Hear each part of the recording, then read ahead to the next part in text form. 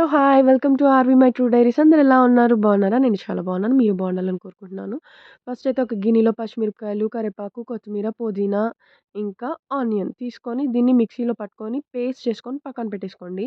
తర్వాత స్టవ్ మీద ఒక కడాయి పెట్టుకొని, స్టవ్ ఆన్ చేసుకొని, దాంట్లో ఆయిల్ ఏసుకొని, అల్లం వెల్లుల్లి పేస్ట్ వేసుకొని బాగా ఫ్రై అయిన తర్వాత దాంట్లో కరివేపాకు వేసుకొని అది ఫ్రై అయిన తర్వాత మసాలా ఐటెమ్స్ వేసుకోండి.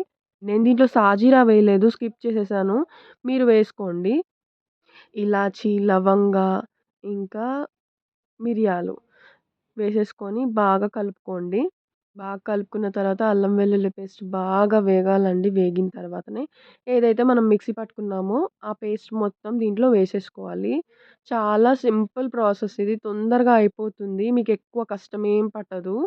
ఒకసారి ఇలా ట్రై చేయండి. చికెన్ ఎప్పుడు అన్ని విధాలుగా డిఫరెంట్‌గా వండుకుంటేనే మనకి కొంచెం రొటీన్‌గా తినకుండా డిఫరెంట్‌గా తిన్నట్టు అనిపిస్తుందండి. ఇట్లా ఒకసారి ట్రై చేయండి. ఇది వేసేసుకొని బాగా కలుపుకోవాలండి. పచ్చి వాసన మొత్తం పోవాలి. కొంచెం గ్రేవ్ కూడా బాగొస్తుంది మనకి. ఇప్పుడు ఇంట్లో చుట్టాలొచ్చినా, ఎవరన్నా వచ్చినా గ్రేవ్ తక్కువ ఉండకుండా ఉండాలి అనంటే ఈ విధంగా చేసుకోండి మీరు. దీంట్లో ఒక హాఫ్ టీ స్పూన్ పసుపేసేసుకొని బాగా కలుపుకోండి. కలుపుకున్న తర్వాత ఇది ఎండు కొబ్బరండి. ఎండు కొబ్బరి తీసుకున్న ఒక హాఫ్ కొబ్బరి అయితే సరిపోతుంది. అది బాగా గ్రైండ్ చేసేసుకొని పక్కన పెట్టేసుకోండి. దాంట్లోనే టమాటాలు 2 వేసేసుకొని అది గూడా బాగా మిక్సీ పట్టేసుకొని పక్కన పెట్టేసుకోండి. ఇది ఏదైతే ఉందో ఉడికేసేసి ఆయిల్ పైకి తేటగా తేలుతుంది చూడండి. అప్పుడే ఇది ఉడికినట్టు. దాని తర్వాతనే దాన్ని వేసేసుకోండి. ఏంటిదంటే ఎండు కొబ్బరి, ఇంకా టమాటాలు పేస్ట్ చేసుకున్నాం కదా! అది వేసేసుకొని బాగా కలుపుకొని అది గూడా బాగా మరగనివ్వాలి. అది గూడా బాగా ఆహ్, మంచిగా పచ్చి వాసన పోయి మంచి ఫ్లేవర్ స్మెల్ వచ్చేదాకా మరగనివ్వాలి. దాని తర్వాత నేనిది మిరియాల పౌడర్ వేస్తున్నాను.